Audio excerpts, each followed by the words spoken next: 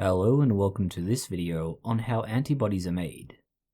Antibodies are the backbone of the immune system. These molecules can be found in blood, on your skin, and in mucous membranes. Antibodies bind to antigens on pathogens and allergens, thereby marking them for the immune system to take action. Antibodies have a very important role to play in the immune system. Despite this, they are a surprisingly simple structure that is very flexible. Because of these features, they can be made in response to any antigen, pathogen, or other threat. As we previously described, antibodies are made in response to an antigen. These are almost like a lock and key with a specific antigen, matching like a key to the antibodies acting as a lock. This makes them rather specific. For the purposes of this video, we will focus on only the Y-shaped antibody, known as immunoglobulin G or IgG. There is, however, a fair amount of overlap between the other types of antibodies. Let's start with the antibody structure. Each antibody has three main sections. There are two heavy chains which match each other and are made from one variable domain and 3 to 4 constant domains. There are a further two sections. These are the light chains, which are further divided into one variable domain and one constant domain. The light chains are made up of about 110 amino acids. With 110 amino acids and 20 proteins, they could make any of these amino acids complete 6.728 by 10 to the 40th power of combinations. That is a lot of different combinations that can match specifically to many other different antigen sites, although it should be noted that they don't need to specifically match, just close enough to do the job. This does mean that one antigen may have several different antibodies with very similar combinations bind to it. The structure is often drawn as a Y-shape for shorthand reference, with each region a square or rectangle. Each of them has their own codes that you can see here. The variable regions are what is important to the antibody's ability to bind with antigens. There are many antigens. In fact, just about every pathogen has its own. Your own cells have their own. Allergens also have them.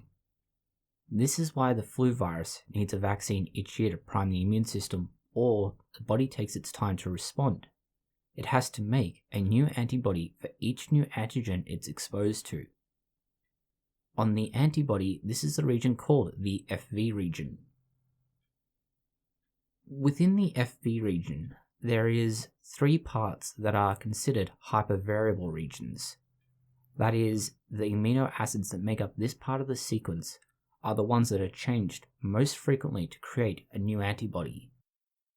When this particular part of the antibody has a fold, it causes a complete change in directionality of the antibody, which turns it into a loop shape. These loops, otherwise known as the beta strands, are near one another, and so they are what are going to determine just how well the antibody is going to hold on to a particular antigen. It completely changes the topography of the particular antibody. And this is where we get that extreme complementary ability. The fact that almost always it's one antigen to one antibody very specifically, but you may have several antibodies able to bind to one particular antigen. By changing each of the amino acids, you create a different configuration. And this is very much the process that's just been described, but in the very narrow context of those particular areas. This is just like changing the ridges and valleys on a key. Well, just like a key, except this one has two matching sides. Remembering it's a Y shape, and the top arms of the Y are where these variable regions are important.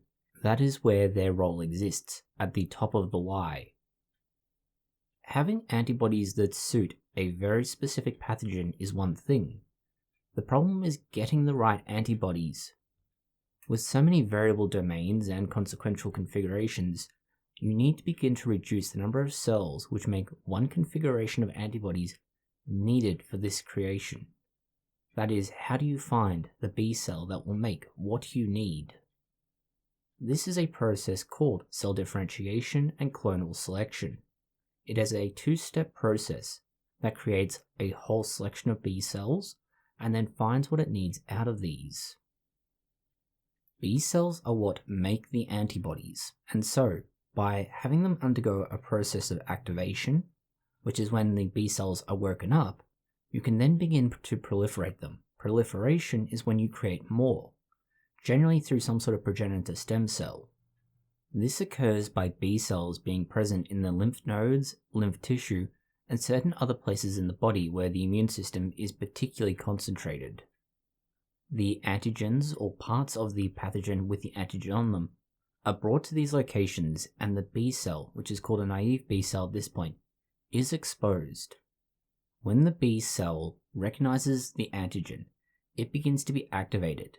This is done by a matching of the receptor on the B cell along with the B cell itself and the antigen.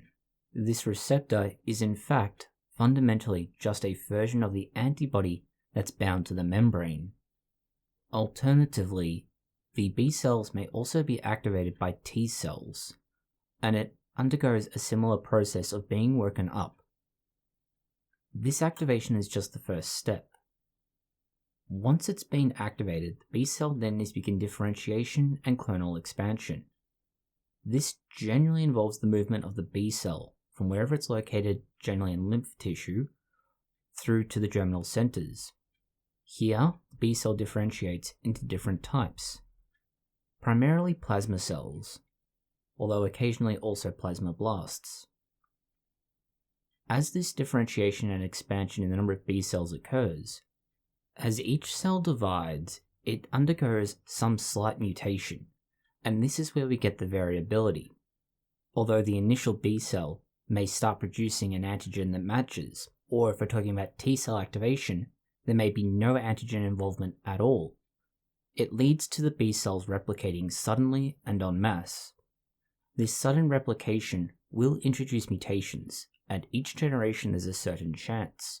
This is exactly the same sort of phenomena we see when we talk about human cells and cancer. Small mutations, but these small mutations in the B cells produce different affinities for the antigen. And that's the key here. Small tweaks to the code, completely unintentional and random, can ultimately lead to something better suited to the task. Whether intentional or not, this is something that is going to have to occur. The reason for that is very simple.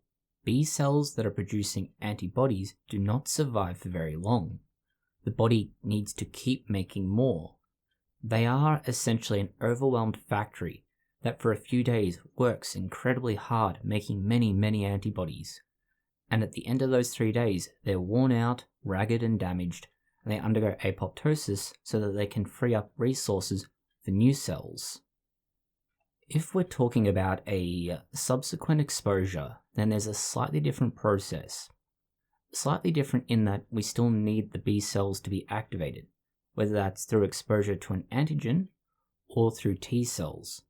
In this case though, it will primarily be done through T helper cells. That's because the cell already exists.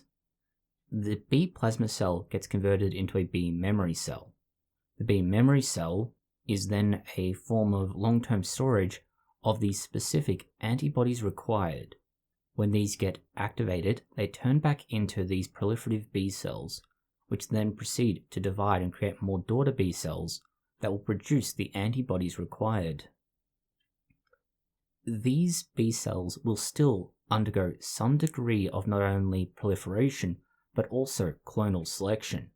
That is, selection for the right daughter cell with the right antibody to deal with the particular antigen, based on which of them has the greatest affinity for it. This process, during a secondary response to an infection, tend to be better suited to it because you are initially selecting for antibodies that are more suited to that particular antigen. But also, the mutations in clonal selection within the daughter cells that have mutations are selected for even greater affinity. This is one reason why your second exposure tends to last a much shorter period. Not only do you already have B cells suited to the task of dealing with the pathogen, but you then make the antibodies even better suited for that task. Now that the body has the necessary B cells, it can start to produce the antibodies needed. These will be secreted into the bloodstream, onto your skin, or into mucous membranes. This begins to deal with the antigens that indicate it is a threat or allergen, or even something like cancer. As said originally, antibodies are surprisingly simple and yet incredibly flexible and important to the body's ability to respond to an antigen. Because of their relative simplicity, you get a lot out of a single cell. You can refine the process and make them even better. It's rather like a somewhat ubiquitous quote. An invention is not complete until you have added everything that you possibly can, but instead when you have taken away everything you don't need. And in the case of an antibody, it is something that can deal with just about every threat that it needs to, or at least indicate what that threat is so the immune system can better deal with it by being a very basic but very diverse and easily utilized system to defend the body. Remembering, we've focused on IgG in this video. There are a number of other antibody types that also play a role in different places in the body and have different effectiveness for dealing with different pathogen types. Thank you for watching this video. If you found it useful, consider liking, sharing, and subscribing. Please post any comments, questions, or suggestions that you have below.